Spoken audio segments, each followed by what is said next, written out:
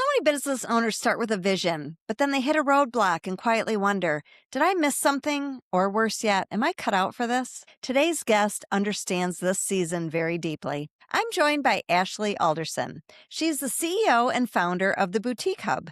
She connects over 100,000 retail boutique owners worldwide for the latest strategy, community, data, events, and wholesale connections. Rooted in community over competition since 2013, business owners in the hub both learn and share insights to what is working at all stages of business. The Boutique Hub has been recognized as one of Inc. magazine's fastest growing companies in the Midwest, as well as the Inc. 500 list 4 times. In this episode, Ashley shares how the Boutique Hub began as a completely different idea, the painful early setback that almost ended everything, and how serving first, before it was trendy, became the foundation for long-term growth. She also breaks down the 6 essential pieces of content every product-based business needs right now and how boutique owners can compete with big brands by working together, not alone. This is a very impactful episode for anyone who has a product-based business. I invite you to listen in. Welcome to Main Street Success Stories. I'm your host, Jennifer Koch,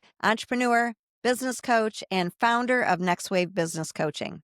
My first business I opened 2 days before giving birth to my second daughter. But then I grew it for 20 years. I grew it from a local bakery into a national brand and eventually sold it for a profit. I know firsthand how tough the odds can be. Only 1 out of 2 small businesses make it to year 5. That's why I'm passionate about helping entrepreneurs change those statistics through coaching, mentoring, and this podcast, where I share real stories of others, their success, their struggle, their mindset shifts, their fears, and lots of wins along the way. Because none of us are alone in this journey of entrepreneurship, and I want to make sure that you have the support you need. My goal is simple: to inspire you, motivate you, and show you there's a path to building a profitable business. So let's dive into the next episode of Main Street Success Stories. Welcome, Ashley, with the Boutique Hub to the show. I'm so excited to talk with you today. I'm excited, Jennifer. This is going to be so good. So you are the mastermind behind the Boutique Hub, and you pour into thousands and thousands of boutique owners across the world.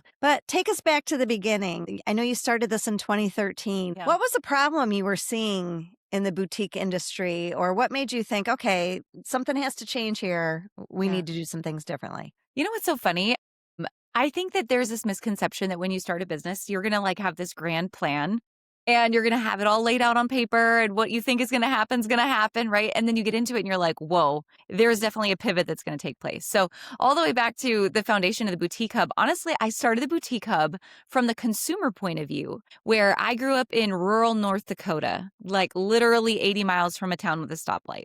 There was a little bit of retail, but not a lot. And so I fell in love with boutiques when I was traveling after college and some of the first careers I had. I love these unique retailers all over the world. So whether it was downtown of a big city or a vendor booth set up at a rodeo in Reno or wherever I was traveling, I was like, wow, these cool shops, I want to be able to find more of them. But when I would get back home to North Dakota, there was no way to find them. And so I always had this idea of starting an online shopping mall of boutiques for people like me who were in the Midwest, or, I always thought you were trendy if you were East Coast, West Coast, but what about everyone in between? So that was the problem I was actually trying to solve, was for the consumer. So when I had an opportunity, I kind of took our life savings as a married couple. We had 2 little kids at the time, and we were moving from North Dakota to Wisconsin. And I was like, Eric, I'm gonna build this dream I've always had, and I'm gonna create this online shopping mall of boutiques. I'm gonna go all in on this thing. And so we did. He trusted me with this idea. I built this website, found a random web developer to help me out, literally everything from scratch. And then I was stuck because I had a chicken and an egg. I didn't have enough boutiques to get enough people like me to come shop. I didn't have enough people like me to get more boutiques. And I had this website that just didn't work. And so when I just started to talk to, the boutiques that I was coming across in my day-to-day life, I just kept asking them, what are you struggling with? What do you need help with? And what I found was every boutique owner that I talked to, they were a former teacher, nurse, stay-at-home mom, literally no one went to school for business. Nobody had that background. No one plans this is what they're going to do. And they just needed help. And so I was like, well, my background's marketing and PR, and I worked in economic development, business development. I didn't even own a boutique, but I was like, hey, I can help you. I can teach you what I know. And I'm a huge networker. So I'm like, whatever I don't know, I can find somebody else who does. So I just started to help people and literally like for free for about a year, just serving, just trying to see where the need was with no like real defined plan of what this was going to be. And finally, I was like, okay, this is it. I'm actually going to create, I didn't even know what a membership site was. Nobody talked about that business model. Like it was not a thing. It was not trendy. There was no templates for it. Like I just wanted to build this thing that I knew was going to be the boutique hub. People could subscribe to it. And I could just help people every single month with whatever it is they need in community over competition and help them grow their business. And so this was like 2 years kind of after my initial concept. I pivoted and created the boutique hub as it is today, which is the go-to resource for every type of retailer, independent retailer, e-commerce, brick and mortar in the world to help find the latest in business strategy, education, tools, community, resources, networking data, all the things under one roof. So the initial concept didn't work that I had, but the pivot and really solving people's problems once I got into it, that's what really worked. And it's working because you have a large team and you have thousands of retailers. And I'm just laughing because I can picture your husband, Eric, going, okay, Ashley, yeah, you're now giving away everything for free. Yeah. When are you going to start Oh my making God. some money at this?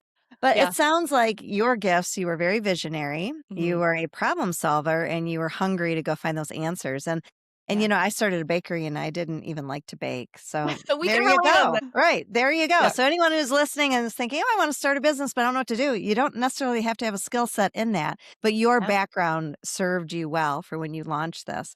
So you launched it with this idea of community led before it Yeah. was trendy. And, Yeah.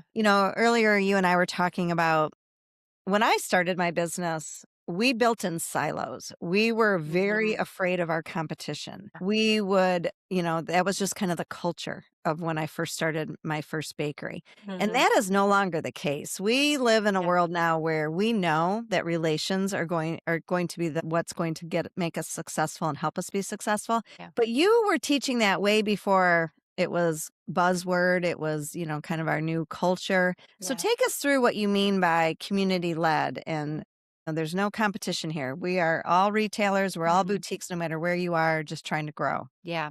Well, since 2013, our motto has been community over competition. And, very similar. The boutique industry was very siloed when I first started. And, we would go to wholesale trade shows. And if you were buying apparel or if you were buying a candle line or whatever, you would go in and you would kind of like pull your pieces and you would hide your rack and you didn't want anyone to see what you were buying, Right. because they might steal your idea.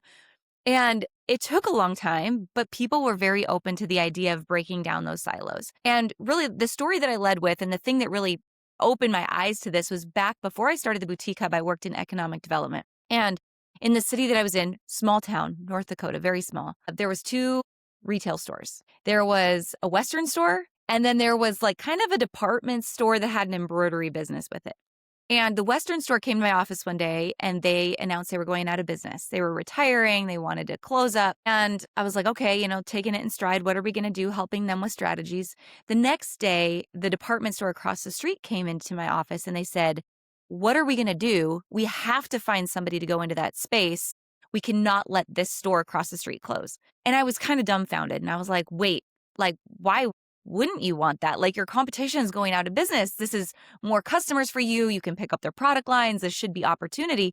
And they were like, no, you don't understand. Wherever 2 or more like businesses come together, we create a shopping destination. And it was like light bulbs went off in my head. I was like, wow, if it's kind of like going to Walmart, right? If you walk down the bread aisle or the wine aisle, you're like, how are there this many brands of cab?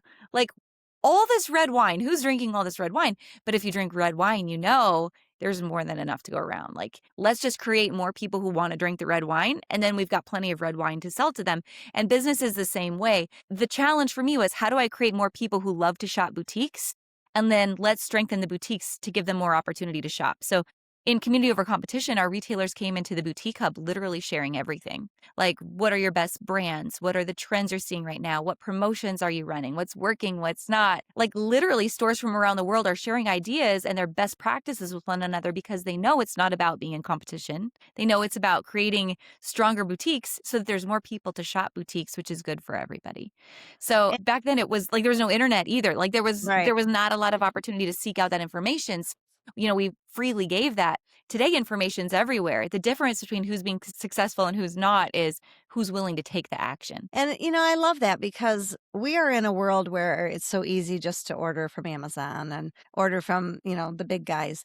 And the boutiques, well, me, my passion is small business, the Yeah. community led businesses, because to me, they're the heart and center of our communities. Just like those Mhm. two stores in North Dakota, they were Yeah, the heart and center of your community. They brought people out of their absolutely. house into your little downtown street. And we need to be promoting and helping our small businesses more than ever now. So I love Mhm. this concept of let's not be in competition. There's plenty of dollars to go around for Yeah. everybody. And it reminds me of the old CVS and Walgreen. If you see a CVS on one corner, the kitty corner is a Walgreen drugstore. That's just always Yeah. been their concept because they're not afraid that there's not enough dollars to go around. They're just, showing you your brand. So as you were building this, it wasn't all rosy, it wasn't all super easy along the way. Mhm. And you talk about how it can be really intimidating Mhm. as a new business owner. And, like you said earlier, most of us don't start out thinking we're going to be entrepreneurs. Right. We, have a path where we go into trade school or we go into college or we do something and we think that's what we're going to be doing. And then Mhm. somewhere along the way, we choose entrepreneurship. And you talk about early on how you really kind of struggled with that trust in yourself and you felt a little Mhm. bit of what we call imposter syndrome, which is where you feel like I don't deserve to be here. Who am I to run this business? So you brought in a partner? Is that what Mhm. your decision was at the time? Yeah, I don't even know that I would call it a partner. I think in my mind that's what I thought it was gonna be. But what happened, back in that gap that I was telling you about where I started the initial idea of the hub and it wasn't working, and I couldn't figure out why. It was the chicken and the egg. And then I pivoted to, okay, this is what I'm gonna do. What happened in that gap was really interesting because that's where I really fought imposter syndrome because this idea wasn't taking off. And so I thought, well, who am I to start this business? I'm not even a boutique owner. I just know that there's a problem I want to solve. And so I started to seek out, surely there's someone smarter than me that's been here before. There honestly at that time, there were female business owners, there were female founders, but there was none of them out in the forefront. There was nobody really leading the path for women either. So I felt like, gosh, there's got to be a man who can help me with this. And I can't believe this at this day and age, like we're still talking about that, but that was definitely very true in 2013. And And honestly, not that long ago when you think about it. it's not that long ago. No, Yeah. it's pretty amazing. And now we have so many amazing women, yourself. I mean, so many women on the internet that you can follow and search that are just more vocal about their journey. But again, back then there wasn't. But literally, you're going to laugh when I say this, but I met a guy on Twitter of all places, a Twitter, who I was like, wow, this guy, he's kind of in the same industry as me. He's trying to do something very similar, seems very knowledgeable. He's been involved with startups before. He's exited, like, oh, he must know what's going on. So I meet this person online. We live across the country from each other and we start this online relationship and we're like, wow, like let's team up, let's join forces, let's do all this stuff. And I let this person convince me that I was going to give away 51% of my company that I had already started, that I already had email lists, Facebook groups, branding. Like I had a product, I had all these things, I had money, I had these things in place.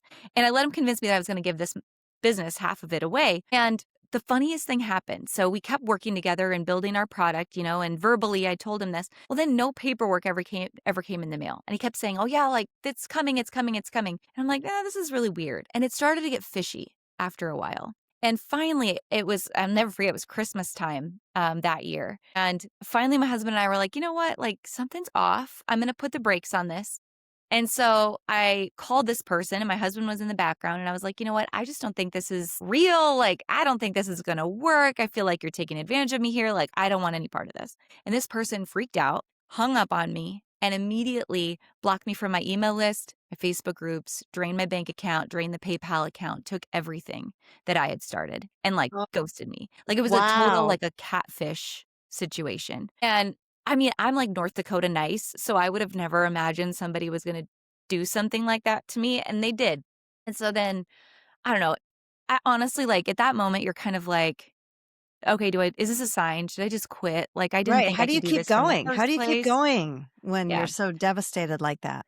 I give my husband a ton of credit because it was literally several days of me laying on the couch crying. I had 2 Sure. toddlers at the time. I had a newborn baby. She wasn't a year old yet. And I just remember laying there, like, devastated, like, "What do I do?" And Eric was so good. I never forget, he came up to me one day. I was laying on the couch. I can still vividly see him standing above me. And he's like, "You know what? I can understand if you wanna quit. And if you wanna walk away, I'll fully support you in that. But I also understand if you wanna keep fighting and if you wanna make this happen, I'll support you in that too. You just have to decide." And I was like, "Okay, well, I guess, I don't think I know, all the things, but I do know how to put one foot in front of the other. Like, I can figure out one step at a time. Like, I can just get up and try one thing." And so literally that day I got up and I had an old Facebook group that I had, like, closed to open this new one with this person together that we were gonna rebrand. And so I reopened this old Facebook group, and I still had, like, probably 300 boutique owners in it that I had been serving before I met this person. And I just started to talk to him. Like, I didn't tell anyone what had happened. Nobody knew for years what had happened. I just started to serve them. Like, "What do you need?" Asking them questions, getting to the root of their business, solving their problems, just serve, serve, serve. And it took me, that was probably midway through, that point of struggle. It took me about a year, year and a half. And then finally, that's what led me to, okay, I've got this figured out. I can serve these people. I can open this membership. I can build the boutique up as to what I have always wanted it to be. And so I did. So I launched it. The craziest thing happened next. So I launched this business to what the boutique hub is today. One of the things I'd always wanted to do was I was going to have a business conference for retailers. And I told this person that was my plan. Well, wouldn't you know it, he decided he was going to launch a business conference for retailers, after he'd taken everything from me. Sure. He sold all these expensive tickets. These women had bought plane tickets. They were on their way to, I don't even know what city it was. And the day that people were leaving their homes to get on the plane, he canceled the event and kept all of their money and then went black, like went dark. And so Wow. all of a sudden, all these women were like, "What just happened to us?" And now they started to come back to me and they were like, "Whoa, okay, you guys went 2 different directions. Did this happen to you too?" And I said, "Yes, this happened to me too." And so that was kind of the end of that chapter. Like, that kind of closed the door on that chapter. And I was like, "Okay, full steam ahead. Now I'm pissed. Like, I'm mad that you did it to me, but I'm Right. double pissed that you did it to them." And so full steam ahead into what I'm building and how can I just serve these people even more. So it was a terrible situation, but it turned into probably one of the more positive things that ever happened to me because it gave me the belief in myself that I could actually do this. And Ashley, first of all, I mean, what a train wreck. And I kudos to you for getting off that couch because moments like that can define us. Yeah. And we can either choose to fight through it. And I love that you had the support of your husband and the belief of your husband to say, you know what, either way, we're good. Yeah. But, that kind of lighted your fire, lit that fire a little bit again. But there's so many interesting things about what happened to you. First of all, you were craving a roadmap. That's what you were craving. You wanted Yeah. someone to come alongside you and say, step A, step B, step C, step D, this is what we do. Yeah. And entrepreneurs need that. We all crave that. And unfortunately, the person that you thought was going to be the one to give you the roadmap turned out to be evil and not, Mhm. obviously dishonest. Yeah. And thankfully, you had the intuition to shut it down when you did, because who knows how much more he would have gotten access to. Oh, man. Yeah. But I love how you just showed up and you said, I'm going to just serve. Because there's a lot of businesses out there right now who might be feeling a little stuck. I call it the messy middle. What got us where we are today isn't going to get us where we are to go in tomorrow. And we don't know what to do. And a lot of times we always look at results and what are the dollars? And sometimes that can beat us up. Where if we just flip it and say, you know what, this is what I built. This is my product or service. These are my people. And I'm just going to show up today. And then I'm going to show up again tomorrow. And I'm going to show up the next day. And I'm Yeah. just going to keep serving. I had a client who she does events and she's very busy at the holidays. And all summer long, she kept saying to me, this feels very quiet. I'm not getting any results. I'm, getting coached by you and nothing's happening. And I just kept saying, trust the process, just keep showing up every day. Well, then I got a message just yesterday because you and I are recording this in December. And she was like, holy cow, like everything just opened up. Oh, man. And so that's what you did. You just kept showing up for your people, and then it took a while, and I Took a think while. that's something we have to remember is Yeah. we go into business with these expectations that we're going to get rich tomorrow. That Yes. doesn't happen. It No. takes time, and sometimes it takes years. Amen. And I see this in our community every day. I think the internet has perpetuated this lie that Yes. it's instant gratification, that you're going to start this business, it's going to take off, you're going to solve all your problems, you're finally going to find happiness and joy and fulfillment. And that's not true. It's a lie. It's hard. Business is hard. So if you're not willing to walk through the hard, go get a day job. And there's nothing wrong with that. I don't shame anyone for that. You have to be a little bit crazy to want to be a business owner, frankly. But it's worth it. Like, it's worth it to be a little bit crazy, because if you can put up Yeah. with the hard, if you can walk through those difficult seasons, if you have the tenacity to keep showing up when no one's buying and no one's watching, then you've got what it takes to make something really special. But yeah, you also, I would say, have to be so in love with the problem you're solving. Like, you have to be so in love with the people you're serving and how you can help them more than you're in love with the money in the bank. Because if you really solve someone's problem, the money in the bank will always follow, but you can't have it the other way around. If you're so focused on the money, you lose sight of what the problem is. And all of a sudden, you're just chasing dollars. And that's not really sustainable. It doesn't really work. So I think you've got So to get that in true. the right order. And then when you show up to solve and solve and solve, then you've got to have a support system or a coach or somebody who can say, okay, now that you're solving problems and you've built a community and you've built a following, now let's make sure your offer and your pricing strategy is appropriate so that you can pay yourself what you need to survive, thrive, and grow this business. Amen. Love it. Yeah. So, girl, you went full steam ahead. And one of the coolest things that you did was created Pink Friday. Will you tell Oh, us about where that came from and what thank is you. Pink Friday and where that idea, like where'd that vision come from? Well, I'm always so amazed. I love that you brought it up and you were like, I know people who participated. I'm so thankful to hear that, because it's an idea that did take off. And I really hope it just continues to build steam and momentums. Again, rooted in the idea of community over competition. Going back to 2020, we all know what 2020 was like in terms of business and the world. And it was just a crazy time out there.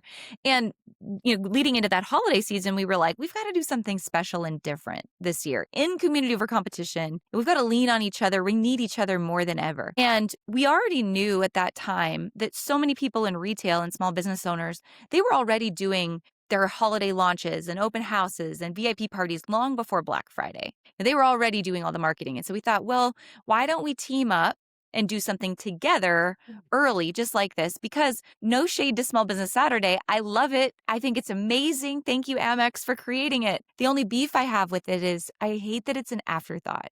I hate that Right. it comes second. On Black Friday, everyone's already gone to the big box stores and they've spent all their money.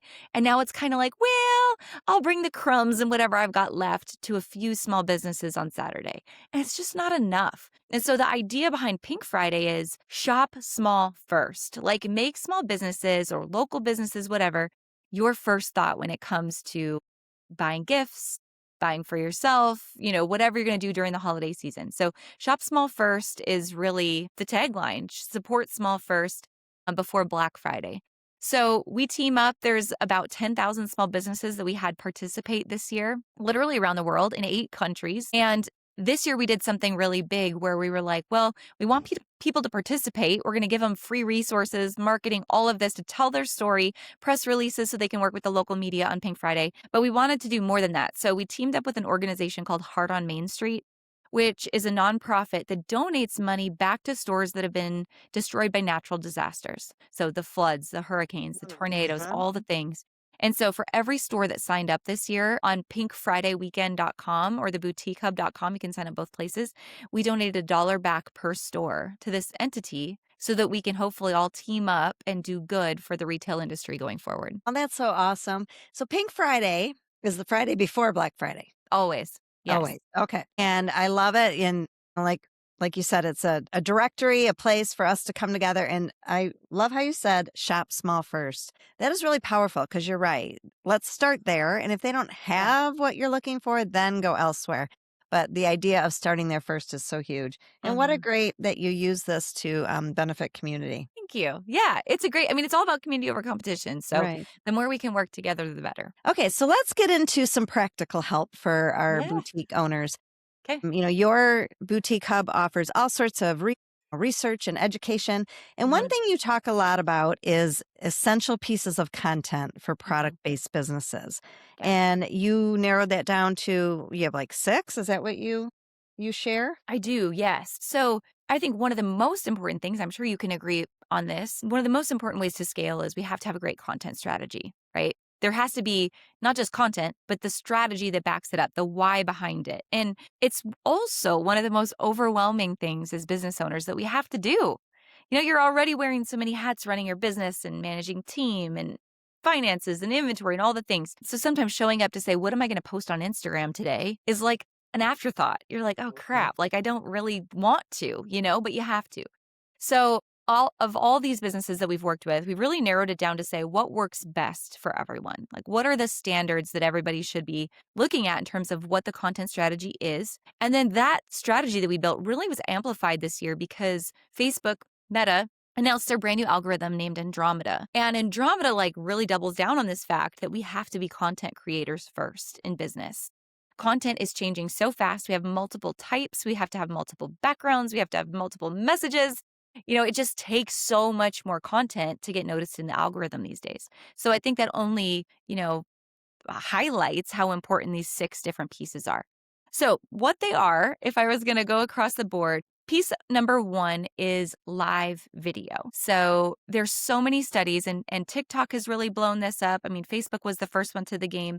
But live video is an essential piece of everyone's content strategy. Number one, it humanizes your brand, it builds relationship, it builds connection, builds a sense of community, right? But it also drives notifications and puts you first in the bubble or first in the feed, wherever it's going to be. So live video has to be piece number one. Okay, I just heard a ton of people just go, ah, really? I thought maybe I the know. algorithm was changing and I didn't have to do that anymore, but you're Yeah. telling us get on live. You And have to, yes. And if you're a millennial or older, you're like, but wait, can I just stick to the pretty aesthetic photos in my feed that all look nice together and pretend that my life is perfect? No, people hate perfect. right. Nobody wants perfect. So the messier, the more awkward you are. If you're like Ricky Bobby and you're like, I don't know what to do with my hands, fine, like do it. Like lean into your awkward self because that's what's most relatable with your customers. Nobody buys perfection. People want to buy people who they see themselves in. So if you're a little quirky and awkward and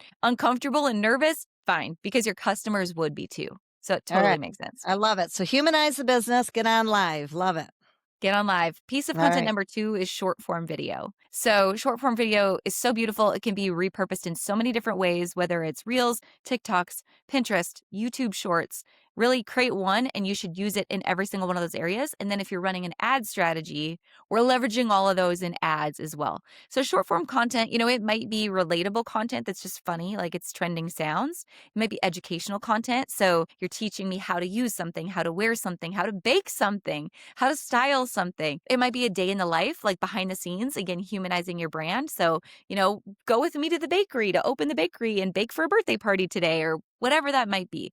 But short form video is that thing that's going to catch our attention in the algorithm. Piece of content number three is your product photos. So, yes, I'm saying be relatable, be messy, be all those things. Just please have some decent product photos, like good lighting. Make yourself look professional. Don't throw a bunch of crap on the floor, snap a picture, or don't just like take a picture of your window display and go, whoop, done. If I'm actually going to buy something, think about every single website you've bought off of Amazon or boutique's website, whatever. Like you've literally bought something off of a professional photo where the item is styled and you can picture yourself in the item or using the item or, it makes sense. It's got a white background, whatever it is. So product photos are essential for social media, but then also for your e-commerce business. So every week when I'm walking through this list, I'm saying, okay, well, what's my new inventory that I need to capture photos for? But then also, what's my aged inventory? What's been sitting here and I need to get it back in front of people again because it hasn't turned at my effective turn rate yet. So new and aged product photos every week. And anyone who's ever taken product photos knows that it can be a little challenging. I don't, no matter what white drop you have or whatever, but you said good lighting is probably the key to that. Yeah, good natural lighting is absolutely what you need. If you can have just like a clean, clear, crisp background with some natural lighting or get some ring lights, whatever you need, it's definitely doable. And you don't need a fancy camera. An iPhone will do wonders. Like the new cameras They're pretty dang Yeah, good. So they go are. with Isn't an that iPhone. amazing? All Yeah. right, awesome. And okay, so number 4. Yep. Number 4 is quotes and memes. So the algorithm wants to know that you are relatable to people. And product photos are great, but not everyone is ready to buy, right? Like 3% of your audience is ready to buy right now. So how do you keep people engaged in the algorithm when they're not in buying mode? And that's quotes and memes. So it might be, inspirational quote of some kind. It can't be boring. If you're going to use quotes and memes, it has to be something that people don't know how to say or they Mm, aren't brave enough to say. Like, it has to speak for them. But if it's like, "Happy hump day," yeah. "Happy Friday," like, nobody cares, right? Like, talk to me about Spanx and muffin tops and body image and burning your elf on the shelf. Like, talk to me about the things that I really wanna talk about that aren't boring. So, quotes or just funny memes. Things are relatable. This also might be engagement questions. So, asking your community questions just to get them talking to you, whether that's in a Facebook group or a Facebook page or Instagram stories or on TikTok, like just ask a question and let people respond. When you say memes, do you have to create them yourself or can you use somebody else's? You can definitely share other people's. Yeah. Okay. Yep. I also think about this like sharing other people's short form video content. Like I'm sharing things to my stories all the time from other people. So I think it's important that you can share from other people, but you can also share your own. One of the main reasons this is important, honestly, if we were going to talk about Instagram specifically, is Instagram's algorithm. You know what the highest weight you get in the algorithm is on Instagram? What It's is not that? likes and it's not comments. It's the little button that's the save button and it's the little airplane that's the share to story button. So when Instagram says, "Oh, wow, Jennifer created content that other people like so much, they're sharing it or they're saving it for themselves to come back to later," they're like, "Oh, people really want to see more of her stuff." So that's where that engagement content is. People aren't sharing your product photos to their story and they aren't saving your product photos so they can come back and remember it. They're just scrolling by it. So you have to create something else to get them to engage. Right. Recipes. So if you look at my Instagram, all these saved recipes that I always forget to go back to and look at, but that's really interesting. So think Yeah. about your content in a way that someone could share. Okay. Good stuff. All right. That brings us to Yeah. 5. All right, 5 is also one of my favorites. It's along the same lines of engagement, and that's personal stories. So, whatever season you're in, I want you just to think about like you as the face of your business and relating to your customer and what they're going through right now. So, as we're recording this, it's the holiday season. So, I'm laughing because one of my best friends was moving her elf on the shelf recently, and she got up on a stool late at night to move it, and she fell off the stool and she broke her foot. Uh, that poor girl. So she's mad and she's embarrassed and she wants to burn this freaking elf on the shelf. Yeah. And so I'm like, "Oh my gosh, like that is such a funny personal story." Her sharing that, how many other moms would be like, "I totally relate. Like that gives me permission to burn this thing. I don't ever want to do it again." To me, that personal story is just humanizing your brand. It's building community, it's building trust, it's building connection. It has nothing to do with us selling anything, her selling anything. Like it's just a personal story that's relatable to the community. And in marketing, if we want to stay top of mind, like it's the emotion that we create in our audience that keeps us there. That's what keeps us coming back for more is that connection, that community, that trust. So those personal stories, no matter what time of the year it is, just build something to relate to your community. That's so good. And that poor woman with that elf on the shelf. Hopefully this was the last year for that and their family. I know, get rid of it. That leads us to the last one. All right, the last one is collections. So people don't buy products, people buy solutions to their problems. And so I just actually, before I got on this podcast recording today, I was reading an article about the brand Free People and their business performance over the last year, what worked and what didn't, and why. And they went through their promotions calendar for the last 12 months and highlighted all the different collections they dropped in 12 months and what ones performed the best. And it was always like a new launch, a new product line, or a new collaboration with like some offshoot product. And so collections to me might be, color. It might be a trend, so bows or camo or leopard. It might be where I'm going and how I would use a product, right? So like resort wear or home for the holidays or whatever, if I'm thinking about apparel. Or, I mean, in baking, right, we might think about the different holidays we're hosting or birthdays or Halloween, or Christmas cookies, all of those things. So group your products together in a way that solves people's problem and then create a product launch where you're launching this collection of things together so people have multiple items to choose from. If we're just relying on, new arrivals, New this week, nobody Yeah, cares. It's right. boring. Everyone's got new arrivals. You have to do something different. So this collections, I heard you say, would this be a good example? Like, let's use my daughter's business. She sells online baby and adult bamboo pajamas, and that's it. Yeah. It's pajamas. Yeah. So could a collection be partnered with another business that would sell maybe slippers? Something that would be, you know, would coordinate nice and kind of complement what she sells. Is that what you would Yeah. suggest? Well, so a couple things. One, if she was just looking internal to her own business, she's obviously going to launch the Halloween pajama collection and the Christmas pajama collection. And she's probably going to launch gift bundle collections Mhm. over the holidays, right? All of those things that are internal, Mother's Day collection, all that. But it's also, like you said, an external collaboration. So this is where rounding us back to community over competition. Right. What's another business that's in a kind of a similar or adjacent category that we could collaborate and share our audiences with? So if it's a slipper company, okay, great. Let's go back to market and where are we ordering our product from? Could we white label something that's co-branded?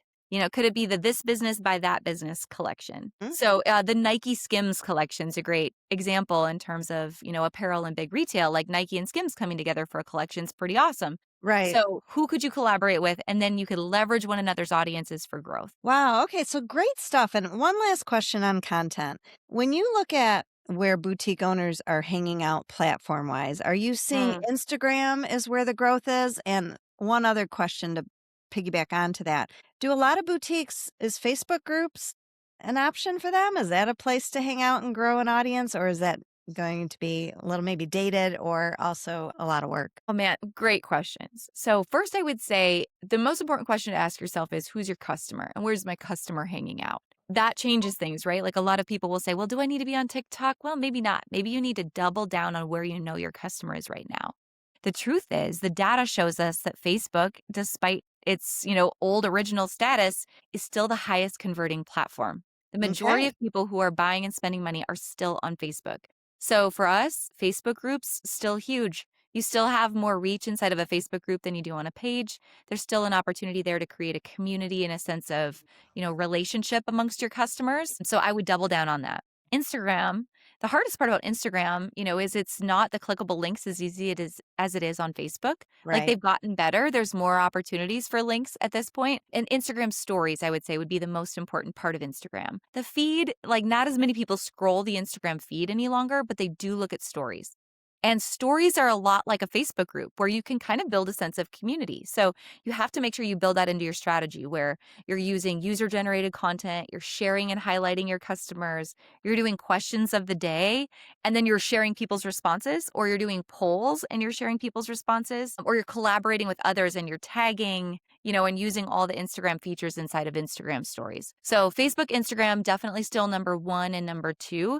And then again, depending on your demographic, TikTok is a great audience. It's a great platform, but frankly, at this day and age, the buyer on TikTok wants a little bit lesser price product and they Yep. have a massive return rate. So you have to be set up in order to take volume at low cost and be willing to deal with the returns. So that's kind of an iffy subject. So if that's you, great, double down on it, right? But if it's not, that's okay too. Maybe you're just doing an offshoot of your brand on Instagram. So double down Wow. Facebook, Instagram, and then I would say run ads. Ads this year performed higher than they ever have.